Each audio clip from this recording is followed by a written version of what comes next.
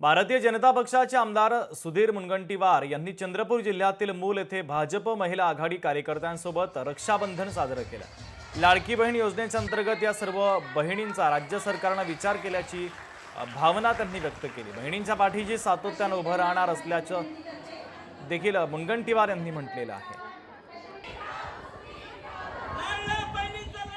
या लाडक्या बहिणी महाराष्ट्रात आमच्या पाठीशी नसते ना।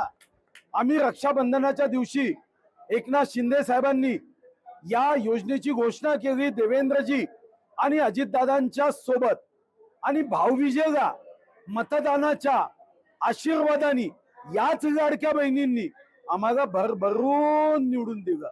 त्या लाडक्या बहिणींची भेट घ्यावी, धन्यवाद द्यावे, आज राखी बांधावी आणि 5 वर्ष पुढचे या बहिणीचं जे आमचं नातं आहे ते 5 वर्षच नव्हे तर शेवटच्या श्वासापर्यंत जी सेवा या बहिणींची करता येईल त्यासाठी कटिबद्ध राहण्याचा संकल्प आज आम्ही घेतला आहे। लोकशाही मराठी ऐका, पहा, जागरूक रहा।